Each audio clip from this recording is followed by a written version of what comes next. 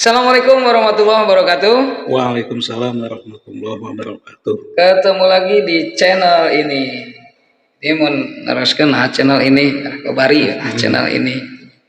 Bukan tidak mau cari nama yang lain, tapi nggak dapat menang. Langsung channel ini. Ya, ketemu lagi masih bersama saya, host yang tampan tanpa bahan pengawet. Alhamdulillah channel ini kedatangan narasumber yang luar biasa. Mungkin semua udah pada tahu khususnya di Kota Sukabumi dengan sosok ini, Akang ini yang bersahaja begitu ya. Yang dapat waktunya juga susah Kang, Akang yang kadieu teh meni. Pabelit ya nanti gitu.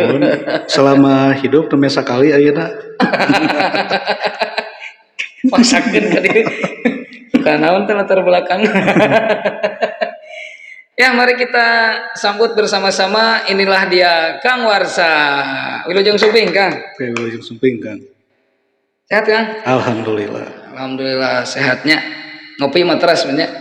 Alhamdulillah. Kadang seueur kene. Dinten kadang 3 gelas gitu. Wah, 3 gelas mah kuat kene atuh.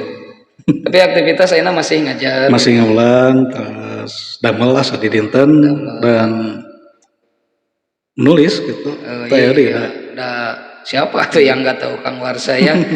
Kang Warsa itu penulis handal, setiap hari selalu terbit tulisannya, tak berapa ratus ribu kata itu per hari. Macam-macam yang ditulisnya, macam-macam tentang pendidikan, terus tentang si Kemet. Tapi saat ini saya lebih ke budaya lah. Oh, sekarang lagi fokus di budaya. Utami nama Sukabumian, kan? Ke Sukabumian. Budaya Sukabumian. Kasaku kebenaran itu penasaran lah sarerea teh. Ya termasuk simkuring meureun gitunya. Di Sukabumi teh geus 40 tahun meureun gitu tah. Tapi budaya asli Sukabumi tidak apal gitunya, teu apal. Ya mudah-mudahan kayak sambil berjalan gitunya kita bisa membahas apa saja sih yang unik di Kota Sukabumi. Jadi intinya meureun hari ini mah ngebahas tentang Sukabumi. Kamari masih lagi ngebahas kiamat. Kiamat lebih teuing lah. Kiamat lebih teuing. Pasya Allahnya itu namanya. Anu jelasnya pasti terjadi lah. Mudah-mudahan orang teh kabagian gitunya. Tuh ani. Oke, Kang Warsa, apa sih hal menariknya di Kota Sukabumi terutama dalam bidang budaya? Oke, jadi sampai saat ini orang Sukabumi sendiri masih mencari-cari ya apa sih budaya asli Sukabumi.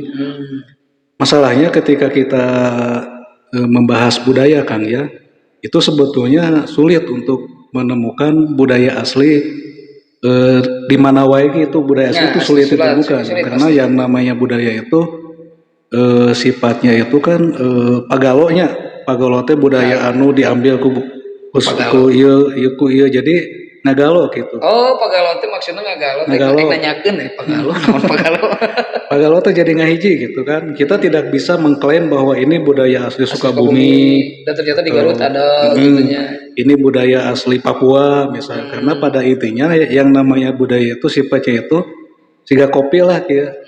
Ketika sudah jadi kopi itu kita sulit menemukan mana gulana filosofi sekali gitu kan, mana gulana gitu. Yang penting ketika diasal amis. Karena yang namanya budaya ini kan sifatnya universal. Itu salah satunya. Ya, universal budaya. Jadi mau ngobrolkan kopi itu jadi sukarunya ke gula. Kopi kurang gula, kopi itu tinggal. Nah, ketika kita ingin mengetahui komposisi kopi ini apa yang mesti dibedah, mesti dibedah dan untuk membedah ini membutuhkan banyak pisau, banyak penelitian, kemudian kudu dipecah satu-satu si item-item itu. Jadi jauh inti nama lah. Kopi nu aya kantun dieut. Nikmati saja. Budaya nu aya kantun dieut kan. Itu di dalam budaya itu kita tidak sulit untuk mengklaim mana budaya asli ya, terutama Sukabumi. Kan Sukabumi mah masuk ke Pasundan gitu nya. Pasundaan teh. Ya pasti mirip-mirip lah di Sunda mah meureun nya di Ipong teh, Karawitan teh nah gitu. Enak orang bergeser ya tadi kan budaya secara umum gitu nya. Kantos tuh gitu Kang Warsa itu mendalami budaya apa yang sedang berkembang di anak-anak muda zaman sekarang. Muda. Untuk saat ini kebetulan sejak 2 dekade ini ya, setelah Orde Baru kan kita orang Sunda, khusus umumnya nih Sunda nih ya, seolah-olah kita itu dikooptasi dalam hal budaya gitu oleh kekuasaan itu. Contoh begini, kantos yang nguping ya upami aya jalmi anu damel duwi kawengi sok disebut wah kos pajajaran gawean mereka penting kantos nguping eta. Ya, Nah eta baheula. eta teh sebetulna mah untuk memojokkan orang Sunda sebetulnya. Oh gitu. Karena faktanya pada saat ini anu damel duwi kawengi aya kan, aya sip siang, aya sip malam. Iya betul. Jadi seolah-olah yang namanya pajajaran itu karena asalna ti Sunda dikonotasikan negatif tanpa disadari itu dipegang teguh oleh masyarakat kita. Lamun aya nu damel di kampung teh wah eta mah kaasupan nu kaasupan we nya asupan pajajaran dunia.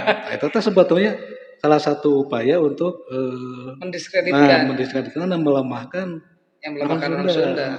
Berarti meureun ari kitu mah orang Sunda teh punya kekuatan sehingga orang ingin melemahkan. Satu itu kan nah selama 2 dekade ini saya melihat bahwa muncul komunitas-komunitas di Sukabumi utamanya ingin menggali kesundaan kan. Kita melihat tiba-tiba anu ngangopangsi di mana-mana. Ya, betul. Kemudian bahkan sudah dimasukkan ke salah satu regulasi yang namanya Rebo Nyunda kan. Rebo Nyunda. Nama kemis. Kemisnya. Nama kemis Nyunda. Dulu kan awalnya Rebo Nyunda kan. Ya. Tiba-tiba banyak yang memakai ikat. Dulu nuju abdi SD duwi ka SMA itu aneh nganggo ikat itu. Ya, karena kalau kita pakai ikat pasti bakal dikonotasikan negatif. Minimal dianggap jawara lah ya, gitu. Kos pajajaran. Kos pajajaran. Eta teh jadi seolah-olah ya jadi kita teh jadi sunatnya minder. Iya betul. Nah, sejak 2 dekade ini mulai muncul yang memakai ikat, bahkan di pemerintahan pun sudah menggunakan tadi bahasa Sunda dalam kegiatan-kegiatan yang sifatnya formal. Iya. Tapi anu bikin saya penasaran ini, karena memang berangkatnya tidak tahu. Memang pernah mendengar istilah kos pajajaran maneh mah gitunya. Tameureun eta moal tiba-tiba ada babacaan atau bahasa seperti itu namun teh sebabna. Jadi nu penasaran teh kumaha mimitina make istilah kos pajajaran dipakai sebagai istilah bagi orang yang kerja sampai malam gitu. Anu kasurupan misalkan. Nah, akhirnya nu kasurupan. Jelas lah nu kasurupan mah keasupan hal lain gitunya. Anu sifatna beda dimensi jeung urang. Ieu mah nu gawe tika penting sebetulnya pas pajajaran. Artinya kan di sini posisi pajajarannya jadi negatif banget gitu. Jadi negatif pisan sementara kan kerajaan pajajaran itu nu Sunda meureun. Gitunya. Kira-kira Kang Warsa apa tuh latar belakangnya kenapa istilah itu dipakai gitu? Jadi istilah-istilah yang negatif itu yang munculnya itu sebetulnya salah satu upaya Belanda untuk memecah belah bangsa Indonesia.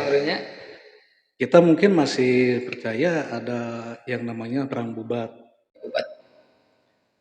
Nah itu adalah salah satu upaya Belanda untuk memecah belah bangsa dengan sistem divide et impera. Gitu.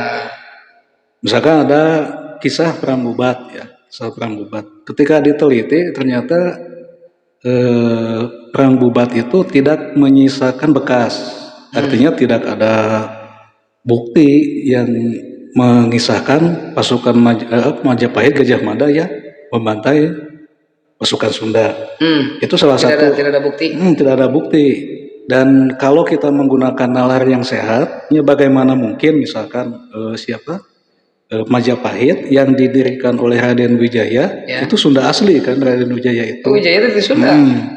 Kemudian turunanana ngabantai ke orang Sunda sebagai, nah itu kan salah satu upaya Belanda ya untuk memecah belah umat, memecah belah bangsa. Ya. Sampai saat ini kita masih saja menarasikan istilah-istilah bubat dan lain sebagainya. Mereka muncul saling curiga Sunda dengan Jawa kan. Dan si bubat itu teh aya di pelajaran SD. Saling curiga antara Sunda dengan Jawa. sampai cenah di Sunda mah moal aya jalan Gajah Mada, Oh. ya, moal aya jalan Majapahit dan lain sebagainya. Nah itu adalah salah satu upaya untuk memecah belah bangsa ini Nya oleh meureun jadi Belanda. si Belanda teh. Da meureun urangna dibodohkeun teh nya teu meunang sakola baheula. Jadi babari ditipu. Dan kalau melihat perkembangan saat ini bahwa Perang Bubat ini ternyata adalah kisah yang sengaja dibuat oleh Belanda, Oh. dan kadung dipercaya oleh bangsa kita. Dan itu ada di pelajaran SD di kelas 4. Tapi kalau ditanya buktinya apa, misalnya nggak ada kan? Kan yang bener itu mah pasti triknya Belanda lah. Nya model pasti enak mah ke hati kok abdi kenapa penjajaran dibegitukan berarti saking kuatnya penjajaran berenya melakukan perlawanan terhadap Belanda masih POC berenya masih POC gitu sehingga membuat isu itu ya kan memang Belanda mah can pernah menang sih lawan orang kamu di Aceh mah nya di Aceh mah can pernah menang pisan gitu. Nah oke. Aduh hebat kan deh. Seru nyata ari ngobrol jeung Kang Warsa teh gitu teh.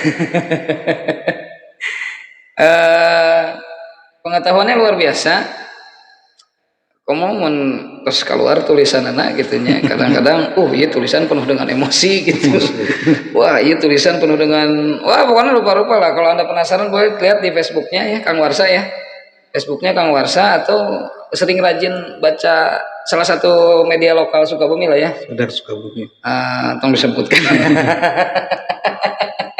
Bolehlah disebutin naon ngabantu orang Sukabumi kan. Nah di Radar Sukabuminya ya termasuk saya juga dulu pernah menulis beberapa artikel, beliau adalah inspirasinya begitu. Kalau dia bisa kenapa saya enggak gitu. Bahkan saya jujur Kang Warsa pernah satu kali ketika salah satu lembaga di kita mengadakan lomba karya tulis, saya tuh mau ikut tapi khawatir Akang ikut. Bukan ulah tapi ragu-ragu itu saya mau ikut itu, saya ragu-ragu kalau saya ikut Kang Warsa ikut nggak ya, kalau Kang Warsa ikut percuma saya bikin gitunya karena perbendaharaan pengetahuan saya terbatas begitu. Tapi ternyata beliau adalah jurinya gitu. Dan terima kasih sudah memenangkan saya. Alhamdulillah saya juara kaiji Rita. Dapat hadiah dari BCB nuhun. Beliau jurinya. Ketika dikonfirmasi, benar saya menang, benar dan memang tulisannya layak menang. Layak kan ya? Layak untuk jadi pemenang. Jadi nu terharu teh naon pas eta teh pas diumumkan juara satu teh. Ternyata geuning saingan saya teh penulis buku. Terus ada beberapa lah penulis buku gitunya tidak konvensional tentu menulis bukunya juga dia gitunya profesional tapi ya karena keberuntungan itu. Ya kita lanjut lagi ya cari informasi dari Kang Warsa begitu. Nah ini tentang tadi kita berbicara tentang kesukabumian gitunya. Di Sukabumi itu kan sebetulnya mah area pertengahan ya antara dua kota besar gitu. Sukabumi jeung Bandung. Sukabumi jeung Bandung, Jakarta jeung Bandung gitunya pertengahan. Dan mobilitas warga kita yang masih produktif rata-rata kedua kota besar itu. Dan pulangnya mereka dari kota-kota besar itu kan setidaknya membawa pengaruh gitunya, membawa pengaruh ke orang. Aya teh sih gitu pengaruh-pengaruh anu luar biasa gitunya sehingga kan bisa ngageser gitu. Ieu mah geus lain orang Sukabumi deui itu perilakunana. Aya teh kitu. Itu kalau dilihat berdasarkan pengamatan sosial ya, itu ada yang namanya saya sebut istilahnya ruralisasi ya. Kalau kebalikan urbanisasi, karena walaupun misalkan kita orang Sukabumi ngaku kota ya, tapi ketika dibandingkan dengan dua kota tadi ya kita masih kota kecil lah. Jauh lah tertinggal. Makanya ketika masuk budaya-budaya yang asalnya di dua kota itu kadang-kadang sulit dielakkan gitu kan. Seperti beginilah di dalam masalah-masalah sosial yang kita lihat saat ini ya, apalagi 5 tahun kebelakang ini ya, kita sangat rentan sekali dengan hal-hal yang jadi namanya disebutnya gegeran gitu kan. Gegeran itu budaya kota loh. Budaya kota gegeran, budaya kampung itu ya, budaya desa itu atau budaya paguyuban itu untuk gegeran ya. Ketika kita muncul emosi itu langsung diekspresikan dalam bentuk ngambek gitu. Ya, ya, ya. Maka kita kalau melihat kolot-kolot bahalanya mun aya nu ngambek teh kalem. Beda jeung ayeuna, langsung muncul. Itu sebetulnya pengaruh negatif ya, negatifnya budaya kota gitu, gampang-gampangan. Kemudian kita juga melihat bahwa salah satu bentuk yang paling real dalam budaya kota itu adalah munculnya petembayan. Petembayan atau gesosap ya, gesosap itu nanya istilah dijawab gue istilah deh gagaro saya ya. Petembayan itu begini. Jadi meskipun kita melihat bahwa masyarakat itu masuk ke dalam kelompok-kelompok kecil, tapi sebetulnya itu petembayan papisah. Papisah muncul misalkan Ormas A, OKPA, OKPB. Dulu di desa tidak ada yang begitu. Dalam zaman abdi nuju di desa ya, itu tidak ada ngahiji we gitu. Disebut nanti paguyuban. Nah, saat ini kita melihat banyak sekali misalkan paguyuban A, paguyuban B ya, LSMA, OKPB dan lain sebagainya. Bahkan kalau dihitung mungkin lebih di 70 mungkin ya. Nah, itu salah satunya tidak negatif sih, cuman ketika misalkan tidak ada tujuan yang sama, biasanya muncul konflik horizontal. Kita melihat 2 tahun ke belakang Ormas A dengan Ormas B. Betul. Ada sesama orang Sukabumi ya, sama orang Sunda. Tapi dah kumaha da eta mah pengaruh globalisasi. Makanya salah satu pengaruh globalisasi itu kan pikiran orang menjadi terbuka dan merasa bebas gitu. Bebas melakukan apa saja berekspresi. Dan ini sebetulnya ada kaitannya dengan sistem sosial di kita juga ya. Kalau kita melihat ke belakang, bagaimana sebetulnya sistem sosial di masyarakat desa lah ya, atau kampung. Itu ikatannya kuat sekali ya, kohesinya sangat kuat sekali. Ketika ada masalah teh biasa diselesaikan dengan kepala dingin, dengan hati yang dingin. Enak kadang sulit kitanya. Masalah kecil wae, bahkan ada pembunuhan misalkan atau kriminal dengan masalah-masalah yang sepele gitu. Bisa jadi nyawa lenyap. Jadi memang luar biasa memang perkembangannya. Nah, ini pengaruh negatif budaya kota sebetulnya. Iya sih. Budaya kota, di kota makan kenapa bisa ada seperti itu karena heterogen gitunya. Di orang mah ayeuna can heterogen deui gitu. Kita masih 80% warga asli gitu, Sukabumi, Sunda gitu. Kalau kamu di Jakarta, Bandung mah wajar banyak ormas ge da mewakili suku nya, mewakili kebudayaannya begitu. Tapi dah kumahanya yang urang mah ngadoakeun lah supaya semuanya selalu kondusif begitu. Nah, ini kan urang kadang-kadang menjadi tersadar gitu ya. Hal buruk sugan teh ditimpa oleh kebudayaan baru teh menjadi baik, tapi anggawe buru kan baheula mah punten ya nuju abdi SD mah mun aya kakeheul teh bagong nu dibaca teh. Bagong ciri khas Sukabumi. Aya nama jadi anjing. Aduh punten batuk. Jadi anjing eta menang mati Bandung juga teh. Dan kata-kata seperti itu, umpatan-umpatan seperti itu akhirnya sudah tidak lagi menjadi tabu. Sudah tidak lagi menjadi umpatan. Bahkan seolah-olah menjadi koma. Jadi titik koma lah. Jadi titik koma gitunya. Koma na meureun bagong anjing, titikna goblok. Jadi tanda baca lah. Jadi tanda baca. Itu kan itu disebutnya kalau dalam ilmu sosial kebocoran verbal. Nah, jadi begini. Bayi yang baru lahir pun, yang balita itu sudah biasa mendengar kalimat-kalimat itu. Otomatis dia akan mengingat ya kan perekam terbaik itu balita nanti di bluetoothkan lah ke generasi yang lebih tua ya kepada anak-anaknya gitu. Makanya jadilah begini gitu. Dan kalau dulu ya kita ada yang namanya norma etika itu masih sangat kuat sekali kan. Ketika kita tanpa hilap dengan hilap pun ya mengatakan kalimat yang kata-kata yang tadi diucapkan itu langsung di kalau teh temenang gitu pemali ya. nyebut bagong, nyebut anjing teh itu kata-kata yang sangat Sama tabu tabu lah, sekali ya, tabu gitu. sekali. Itu aneh lamun aya budak leutik ngomong anjing ngomong bagong gitu. Ayeuna mah ya sudah kadang yang jamanak kieu cenanya gitu. Ya, abdi ada pengalaman. Sepuh abdi duanana guru SD. Pengalaman nya aya rencangan mah lingkungan berkata-kata anjing bagong itu tuh biasa. Bahkan ketika si anaknya menangis sok disebutnya anjing bagong dan saya itu tidak berani mengatakan hal itu. Satu waktu penasaran Kang, saya tuh hayang jajan ting hayang naon poho deui lah. Saya teh nangis itu penasaran cing kumaha rasana keur ngadat nyebut bagong. Hanya rasana hungkul.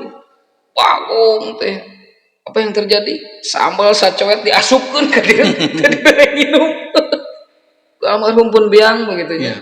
Jadi dulu itu memang posisi sangat disebut sangat tabu, tapi betul sampai orang tua melakukan hal itu. Sekarang nih beberapa hari yang lalu ada anak kecil yang ya berucap seperti itu, yang muncul mengingatkan. Oh itu anaknya tuh masa ngomongnya seperti itu, dan dia menjawab, ah kiki geus gede mah apaleun, cenah mana nu salah mana nu benar. Ya, memang betul tadi apa yang dikatakan Kang Warsa itu eh, memang betul adanya dan sadar atau tidak sadar, tadi kita ngobrol berdua ini full teori banget nih Kang Warsa. Pertama ngajak ngobrol santai di dia teh. Inilah santainya Kang Warsa gitunya. Ngomong serius. Ngomong serius, santai wae ge teorinya banyak istilahnya keluar. Nah itu wajar lah jadi tokoh berpengaruh di kota Sukabumi gitunya. Satu hal lagi kan ya, begini saya ingat kepada salah satu kisah kecil Nabi Muhammad. Nabi ya. Muhammad ya. Kenapa Nabi Muhammad ketika kecil diungsikan mungkin ya Ya. ke salah satu kampung namanya Sandiah kan kalau nggak salah itu Ya. oleh Halimah Sa'diyah kan. Oleh ibu susunya ya. Nah, salah satunya itu adalah untuk menghindari kebocoran verbal itu. Gitu. Karena kan kita sulit membayangkan saat itu ya di Mekah yang betul-betul jahiliyah. Ya. Nama bangunannya sekian persen Mekah lah ya. Nah, kalau dulu itu kan nepi ka bayi anu nemelehnya bayi awewe ya istri nu nemeleh dimakamkeun di apa di kapepes kan. Nah, jadi dikuburkan hidup-hidup itu salah satunya adalah untuk menghindari itu kebocoran verbal supaya telinga Nabi Muhammad itu tidak mendengar kata-kata kotor kata-kata itu. Tapi saat ini kan kita sulit ya. Sulit sekali namanya niis kemana diungsikan kemana kan sulit sekali kalau tidak ada tadi lembaga pendidikan lembaga pendidikannya berperan penting dalam hal ini. Nah kan memang kesulitan yang paling besar itu gadget sih sebetulnya. Ya, ketika kita misalkan mencoba gitu ya, saya rek nih gitu. Tapi mau HP percuma. Ya. Percuma mau HP mah kamu aya kuatan mah. Coba we tinggal lian TikTok. Jadi mesti dicobalah ya ke dalam seminggu itu misalkan sadinten matikan HP misalkan. Saya pernah nyoba 3 dinten ya. 3 dinten kuat. Itu kuat ya, tapi masalahnya bukan saya yang tidak bisa meneruskan. Yang tidak bisa meneruskan masalahnya itu dengan tuntutan pekerjaan juga. Ya. Dengan pekerjaan, kemudian orang menghubungi jadi susah. Karena menuju zaman pandemi mah kan selama 2 tahun teh kudu kieu we sakola ge kan teh. Dan itu efeknya buruk. Efeknya buruk. Jadi anak ada keleluasaan mengakses internet, akhirnya mereka juga tahu hal-hal yang tidak boleh menjadi can waktu nama yang ningali jadi ningali gitu. Jadi banyak anak-anak yang menjadi korban. Ya, di samping pembelajaran online itu adalah suatu kemajuan, kemajuan peradaban, tapi dari segi moral kan akhirnya jadi banyak mengakses internet yang semestinya bukan konten yang untuk anak-anak gitunya. Tapi dah kumaha, dah HP-na dicepungan budak. Nah kadang kita itu selalu bahasain nama permisif karena zaman gitu. Tanpa telingnya kita tuh sokin kadang-kadang zamanna. Nah, sebetulnya itu bahasa itu tidak perlu diucapkan gitu. Dan nggak boleh, tidak perlu tidak boleh. Soalnya gitu kan ya, geus zamanna kieu sudah gitu. Iya. Emang tidak boleh. Kamu urusan ajeng agama mah meureun.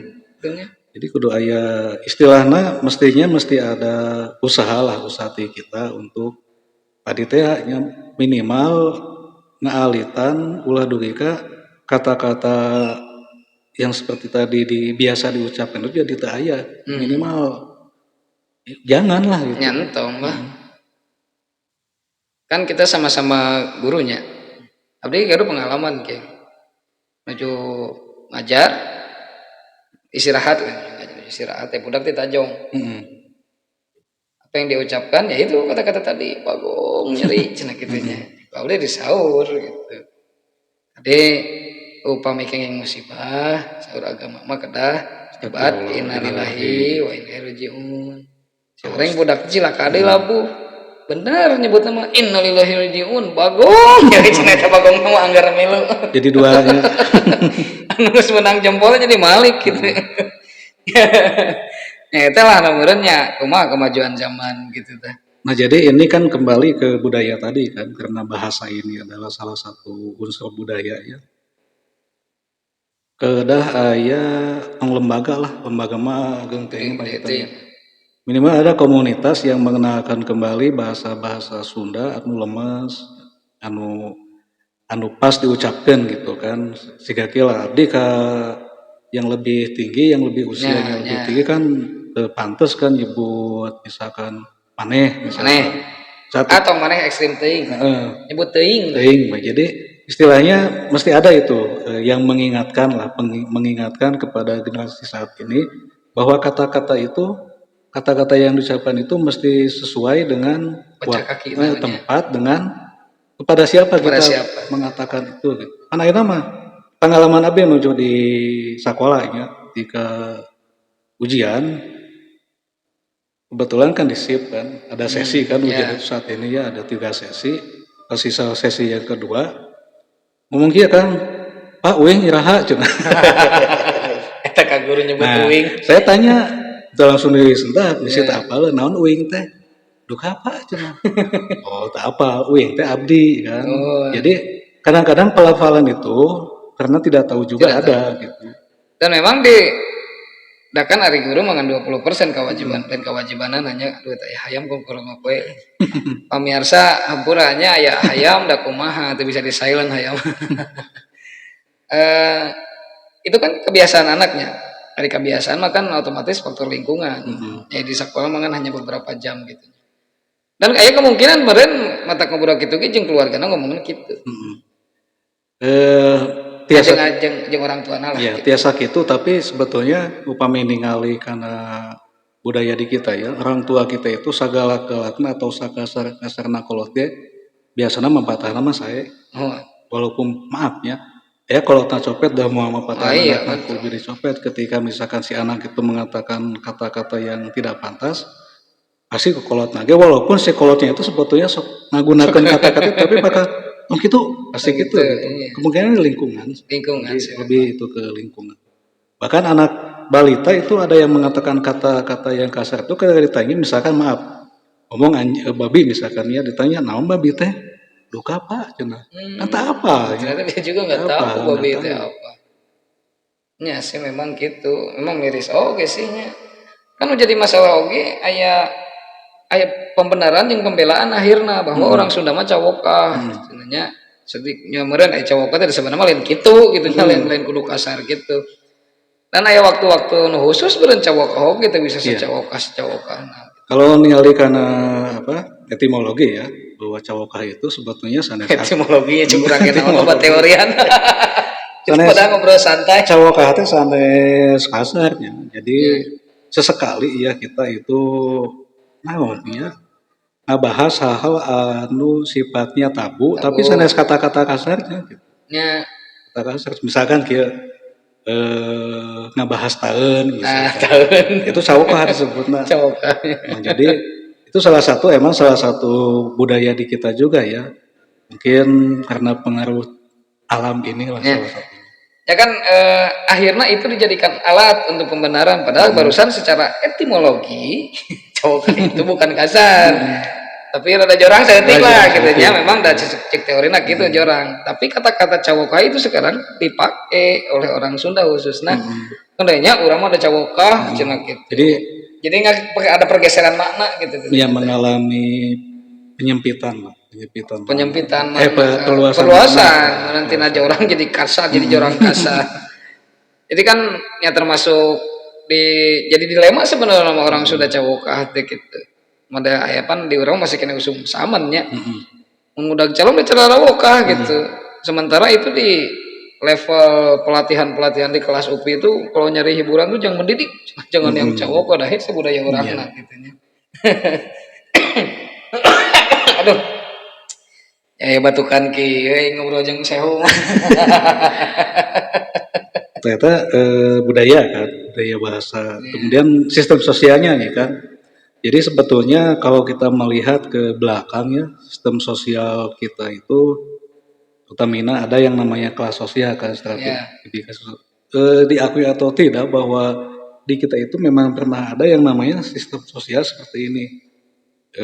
Ada kasta agamawan, kemudian ada kesatria, ada waisya, sudra, candala, meleca dan tuca kan. Ada 7 nih. Nah yang tujuh ini memiliki fungsi dan tugasnya masing-masing. Contoh agamawan misalkan, itu agamawan dia khusus mendidik masyarakat masalah-masalah yang ada kaitannya dengan agama. Tidak dibolehkan agamawan misalkan nggak bahas politik, itu nggak boleh itu. Nggak bahas masalah duniawi itu nggak bisa itu. Itu biasa. Emang abdi kantos ngungkapkeun masalah-masalah ya ada nu nanya emang Islam tuh menang kayanya boleh tapi ketika kita ingin kaya kita tempatkan di stratifikasi yang mana gitu. Misalkan di waisya kan itu pengusaha itu boleh silakan kaya. Nah kemudian kasta yang selanjutnya misalkan nih strategi sosial yang lainnya seperti waisya itu boleh kaya misalkan boga duit 80 triliun gesek teh gitu kan. Tetapi dia tidak dibolehkan membahas masalah-masalah lain. Misalkan ngebahas politik teh kengeng, ngebahas agama teh kengeng punten aya nama maaf. Anu icalan oge ngebahas agama. Kan jadi salahnya.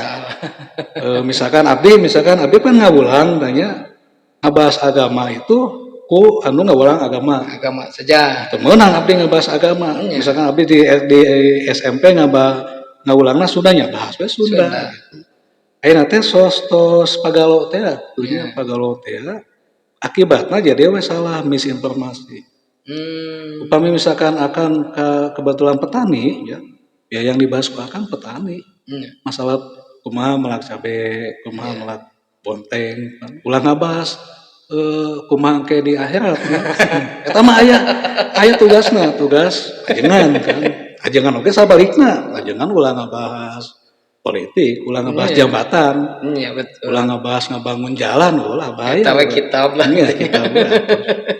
Nah, itu sudah mulai dilupakan saat ini, sudah mulai dilupakan. Jadi tungtung nama saha we ge bebas ngomong.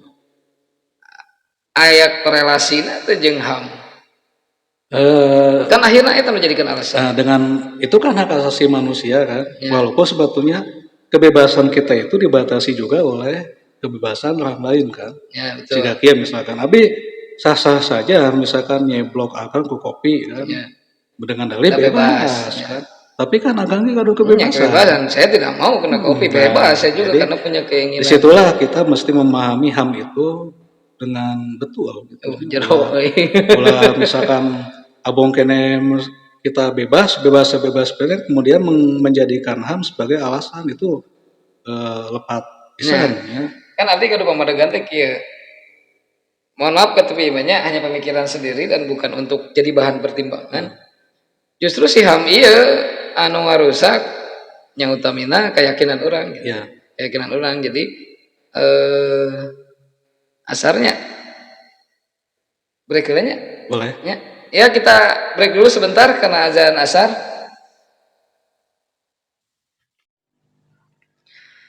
Ya kembali lagi setelah break asar dulu ya barusan ngobrol seru nih kalau dengan kalawarsa itu full teori full istilah mencek orang Jaksel mah ngobrol daging. Orang lanjutkan Kang Warsanya.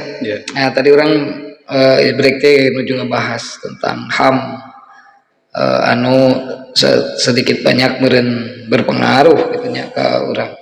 Mangga dilajeng. Jadi sebelum kita membahas HAM ya, tadi sudah saya sampaikan mestinya kita mesti mengenal dulu kewajiban asasi manusia dulu kan. Iya. Jadi ulangan nungtut HAM we gitu. Jadi dina HAM teh ya hak dan kewajiban katanya. Jadi ada hak, ada kewajiban. Kewajiban heula. Saya ada anekdot nih Kang, dulu ditanya oleh salah satu tenaga pendidik di SMP ya. Hak dulu, kewajiban dulu katanya. Saya jawab hak dulu. Nah, cenah kan judulna dan kewajiban. Eta mah tina segi pengucapan hak dulu. Itu kewajiban dan hak itu kan. Intinya sebelum kita membahas HAM ya mesti mengenal dulu kewajiban manusia. Gitu. Salah satunya adalah bagaimana kita bisa menghormati orang lain gitu. Itu kan kewajiban kita. Ketika kita sudah bisa menghormati orang lainnya pasti badai nakol oke kita sami jeung kita gitu. Yang ke satu itu, yang kedua kita mesti mengakui bahwa yang ada di hadapan kita ini adalah sama dengan kita gitu kan. Itu kewajiban. Kalau kewajiban asasi itu tidak dikenal oleh kita, maka nuntut hak we kita teh gitu. Kewajiban teh. Kewajiban itu. Ya salah juga kan. Jadi intinya silakan pahami dulu kewajiban manusia, kewajiban asasi manusia, salah satunya tadi bahwa kita mesti mengakui bahwa kita adalah manusia. Jadi ketika misalkan kewajiban kita, saya punya kewajiban nih ketika di sekolah mendidik anak. Ketika kita mendidik anak, maka apapun yang kita lakukan itu demi mendidik. Meskipun nyiwit gitu. Nah, tapi temenang kan nyiwit misalkan nyiwit. Nah, saya bahas itu ya dulu itu anak itu mengenal hak dan kewajibannya. Semua begini. Ketika kelas 1 SD saja sudah dibiasakan untuk memahami bahwa saya punya kewajiban nih. Kewajiban anak itu salah satunya kuku tong panjang. Betul. Maka di depan kelas itu sebelum masuk periksa. Ketika ada yang panjang kukunya dicepret kan. Ngambak itu teh karena dia memahami bahwa saya tidak melaksanakan kewajiban. Itu zaman dulu. Ayeuna mah kadang nyiwit ke wantun. Bukan wantun dah. Seur kajantenan geningnya guru ngadidik berujung di laporan polisi. Nah itu ketika sudut pandang kita hanya karena HAM. Karena HAM. Itu karena kewajibannya gitu. Nya mode kira baheula menuju abdi SMP ada salah satu guru favorit kita. Jadi lamun aya anak murid ngelakukan kesalahan teh lain dengan saukur dicarekan. Tapi ramu teh lima nepi ka dia. Pernah bebeja kan jadi kolot tambahan ya. Dicabok usaha guru udah salah maneh pastina cenah kitu nah mungkin guru teh tiba-tiba nyabok. Ayeuna mah nyentrek hungkul ke laporan polisi. Ya itu berangkatnya tina HAM. Jadi orang-orang nu kitu teh bisa dianggap tidak mengetahui kewajibannya dalam HAM gitunya. Model kira meureun contoh di kampung mah menyetel musik tarik dicaram ku tetanggana atau tarik teuing ieu mah hak urang musik urang. Dia lupa bahwa yang nyaram oke meureun boga hak mau ngadenge musik eta gitu kan kira-kira seperti gitulah nya. Kewajibannya itu adalah salah satunya dalam Islam pal yukrim jarhu kan. Muliakan tetangga gitu. Muliakan tetangga. Saya ada kisah nih. Bagaimana hebatnya ulama dulu ya, ulama Islam dulu. Imam Syafi'i suatu waktu diundang oleh tetangganya, Pak, ajengan sumping di antos di bumi, datanglah Imam Syafi'i itu. Ketika sudah nyampe ke bumina, naon ka dia warna naon cenanya, balik deh, ngambek gitu, biasa we senyum. Isukna sama gitu, dialek deh lah gitu ku tetanggana teh, Pak, sumping ke bumi aya kegiatan cenanya, pas tos dugi ke bumi balik deui urang naon balik deui dua kali katilu kalina sama gitu diundang datang Imam Syafi'i itu kemudian tah balik deui weuh deui pas balik deui tanya ulah waka pulang Pak Ustaz cenah naha mangga teu ngambek kuncinya satu ternyata saya hanya menunaikan kewajiban saya diundang kudu datang gitu. Jadi ketika maneh model kumaha oge saya tidak ada pengaruh apapun. Iya, karena kan saya datang itu hanya memenuhi kewajiban undangan. Nah, Itu salah satu contoh. Namun bapak mah di ulam ke abengnya gitu kan, abdi di ulam main cuma nggak dia non ka dia Mati dibacok ya. Kalau ikon syok ada wacana. dia juga namik dialungkan ya.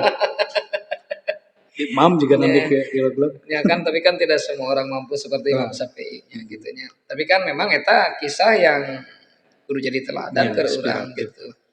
Kisah-kisah menjadi kudu jadi teladan gitu. Mantapnya ngobrolnya.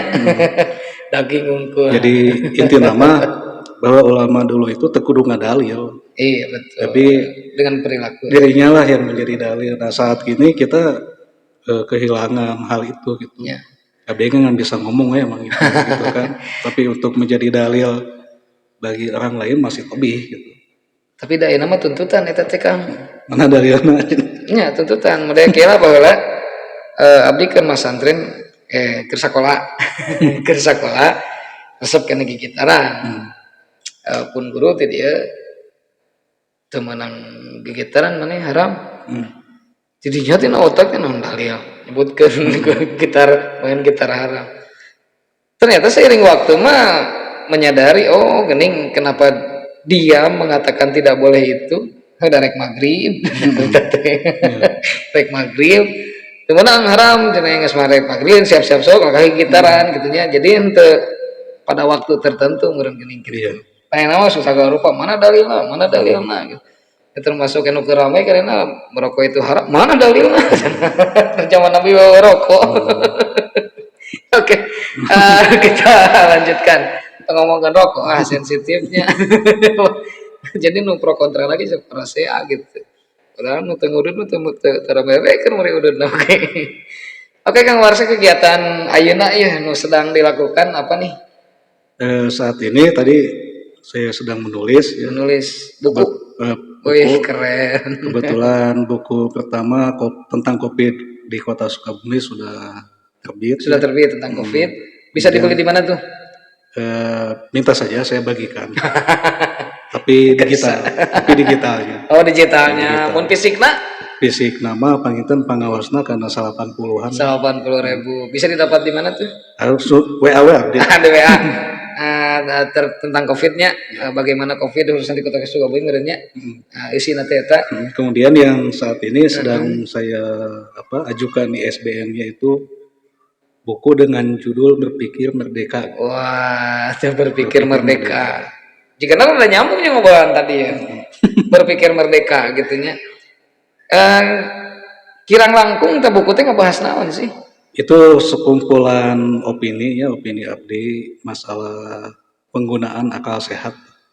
Berpikir merdeka, penggunaan akal sehat. Dan itu dilatar belakangi oleh salah satu ayat dalam Al-Quran. Tina ayat, oke. Afala tatafakkarun kan?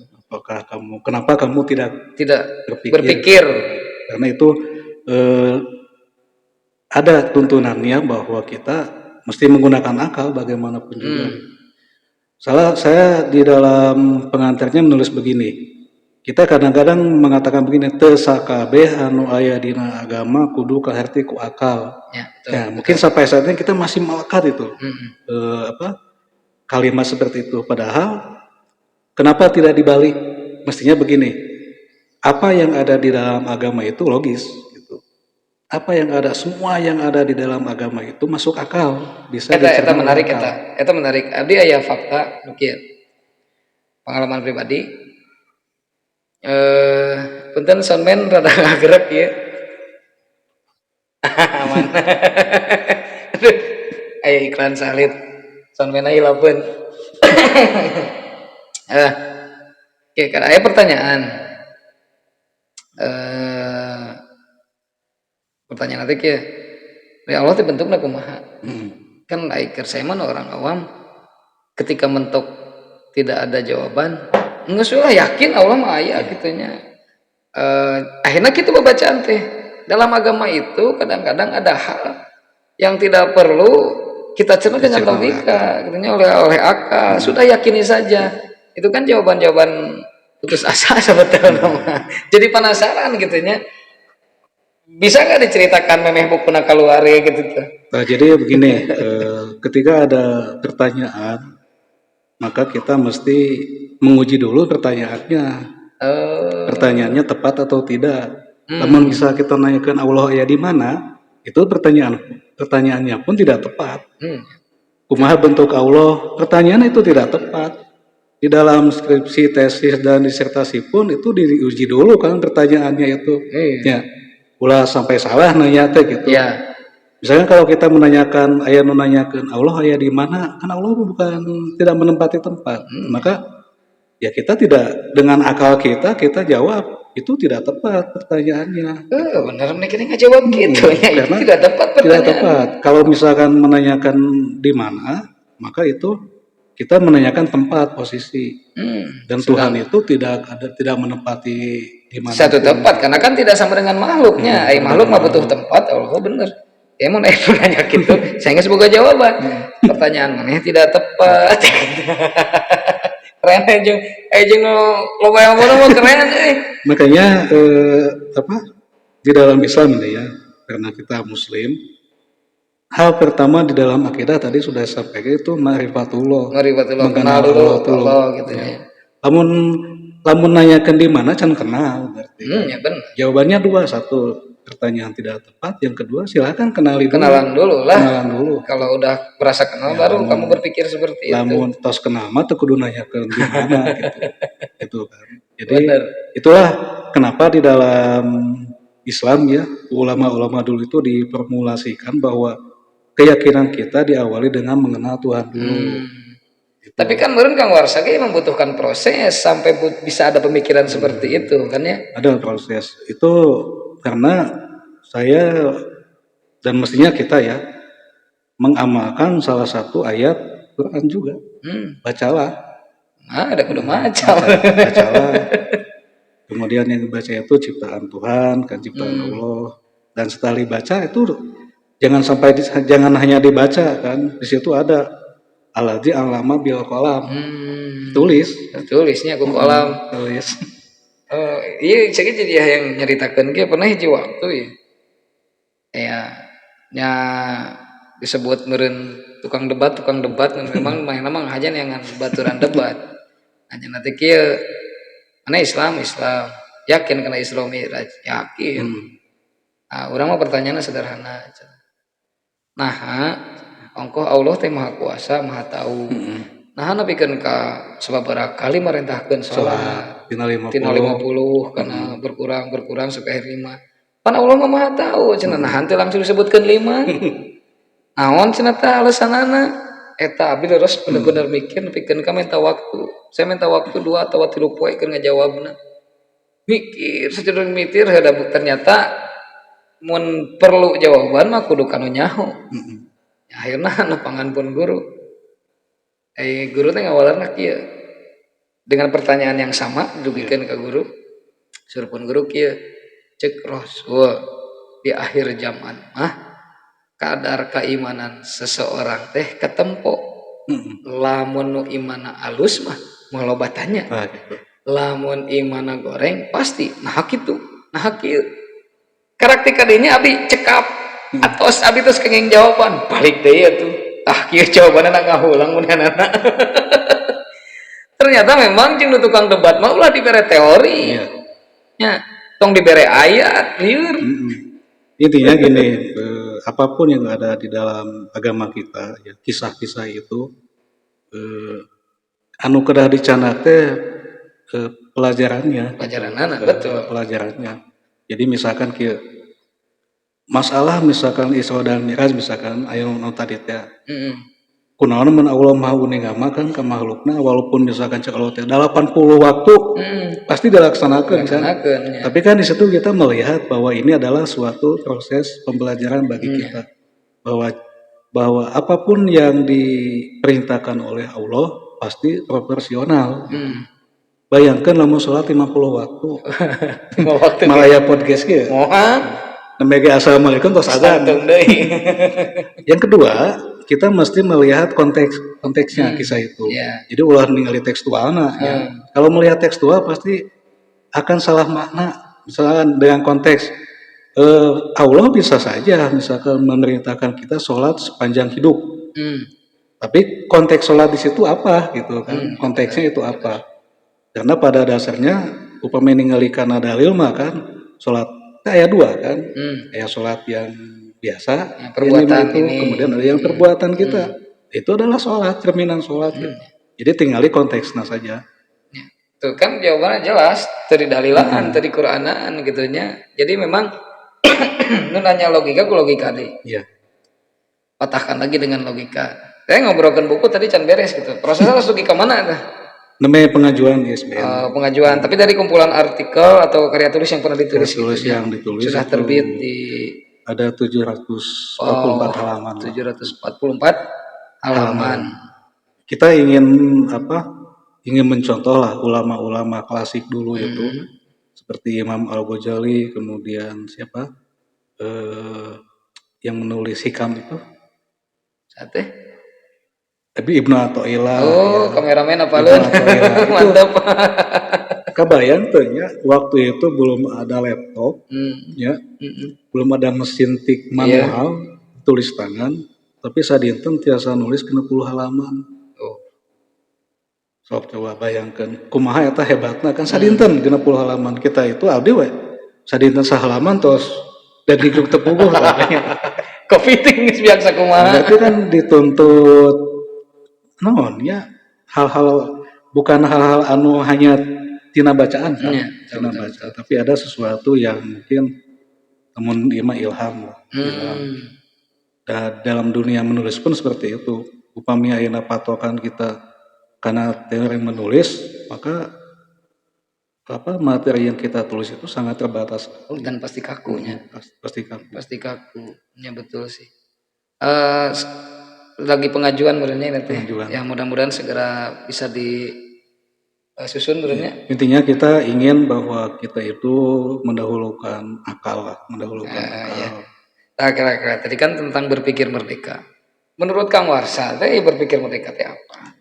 Artinya kita jangan sampai pada ngemut kabatasan ku hal-hal anu bawaan kita. Bawaan kita. Misalnya begini. Hal-hal yang sifatnya subjektif yang akan menghalangi kita untuk maca misalkan. Tapi misalkan kebetulan latar belakangnya NU misalkan. Ketika melihat, iya mah bukuna maaf ya, jadi buku Wahabi ya. Menang dibaca misalkan. Ya tidak begitu ya. Kalau mau baca aja.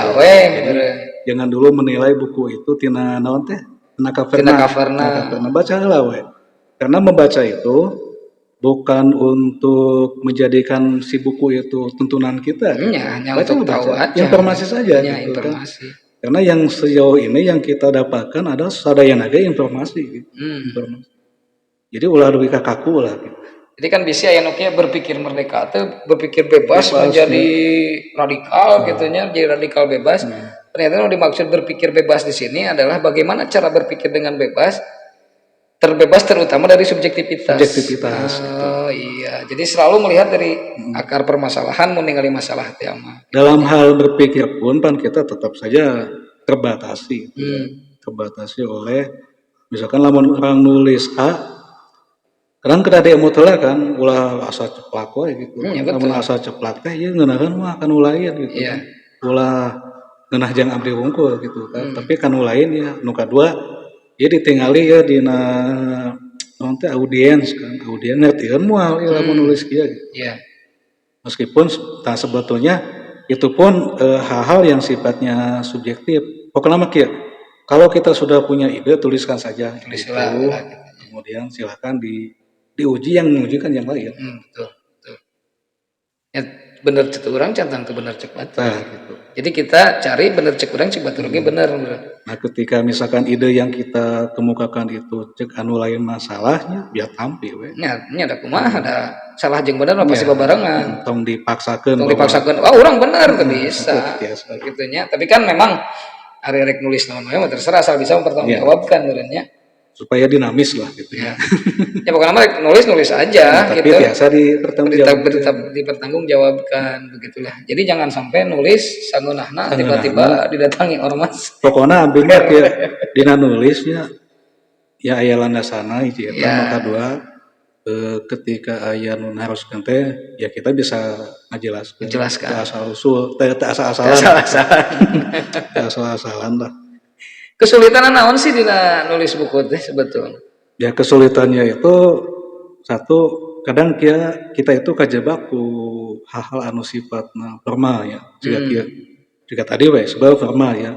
Ieu sumberna ti mana gitu kan. Itu formal sebetulnya. Iya, Eta mah kuduna ayana dina skripsi kan. Iya, betul. Dina nulis opini mah kan itu opini. Nya opini da eta mah. Opini.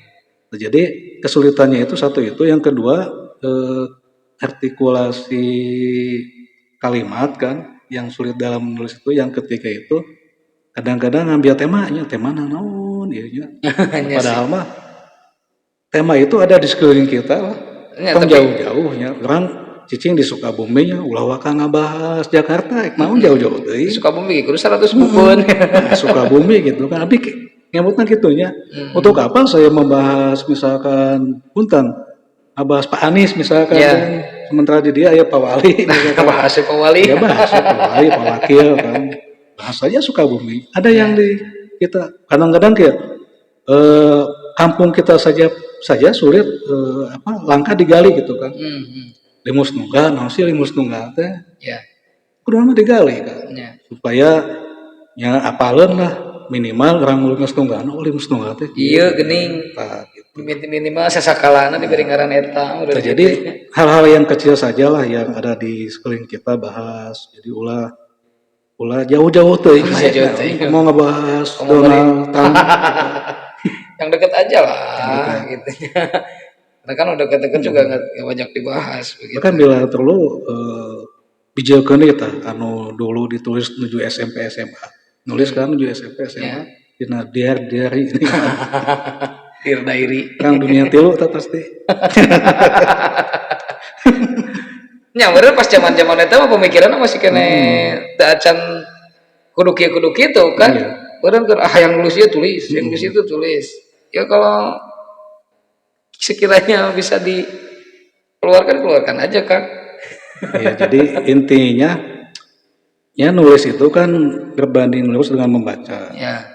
Sama lah alamiah kan, kalau kita banyak makan tenaga kuat. Nah, betul. Ulah nulis bacaan teh kan bahaya juga. Ya kan kelihatan lah punten tapi nya sering baca gitu berita. Nah, nulis nanti kayaknya. Jadi nulis terus macan teh kan itu terseimbang nantinya. Yeah. Baca dulu kemudian tulis. Tuh kuncinya lah gitu. Ya, memang sulit sih. Ya, saya juga kan terinspirasi dari Kang Warsa sehingga mencoba menulis gitu.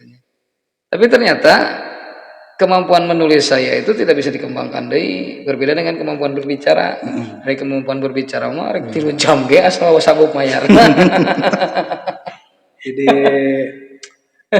daun teh Sunda pisan.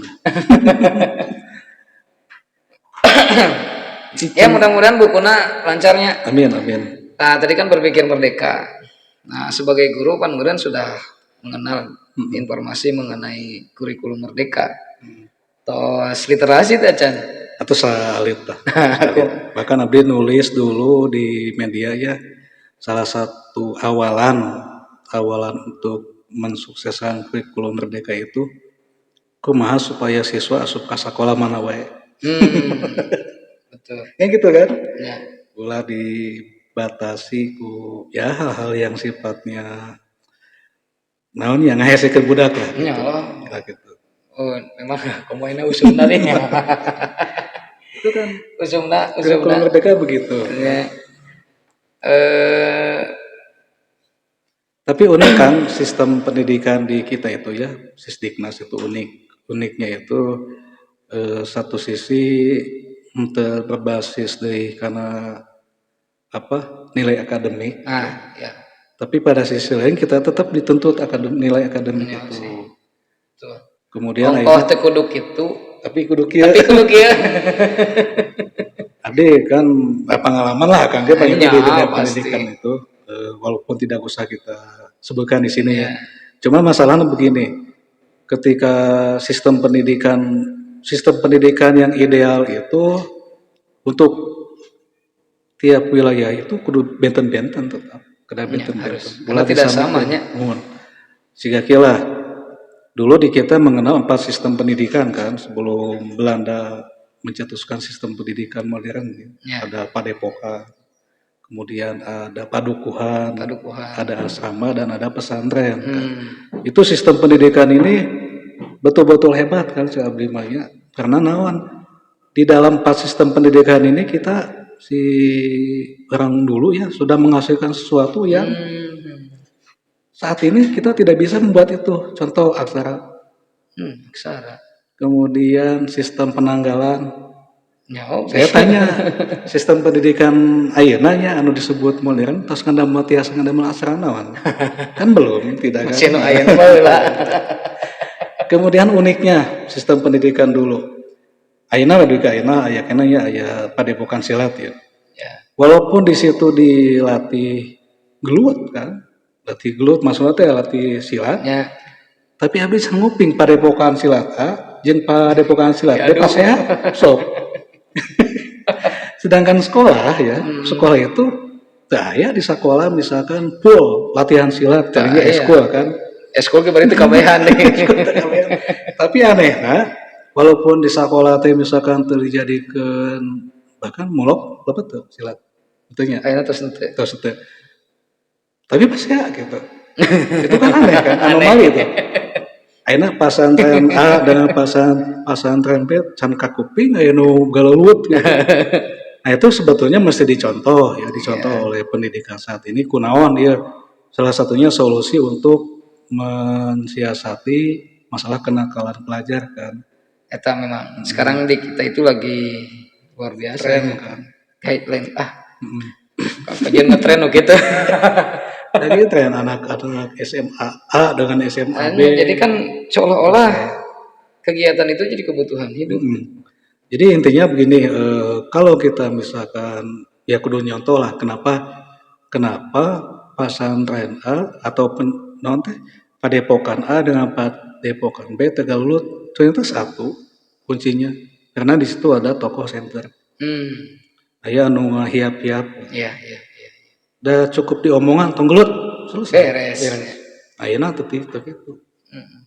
Ayeuna teh kita teh sudah kehilangan tokoh-tokoh karismatik. Nah, itu kudu diciptakeun. Harus. Nanti Kang Warsa salah satunya. Jadi gitulah. Itu sistem pendidikan yang dianggap kuno itu. Ya, tapi hasilnya terstrukturnya. Terstruktur. Ari ayeuna dikitu dikieu kalau bisa salah ngomong artinya ya kita tersalahnya nyontoh kan lain gitu kan kanuku kita itu dianggap kuno gitu kan. Tapi kalau bagus mah lebih baik dipakai gitunya. Gitunya masih seru sebetulnya ieu teh ngobrol dengan Kang Warsa teh. Mudah-mudahan mungkin kersa sumping deui nya. Insyaallah. Masih banyak sebetulnya yang baru dibahas teh. Karena waktu juga Bang Inten ya semoga apa yang sudah Kang Warsa sampaikan itu bermanfaat buat penonton khususnya penonton channel ini dan mudah-mudahan channel ini bisa sangat berkembangnya. Amin. Dengan bantuan Kang Warsa.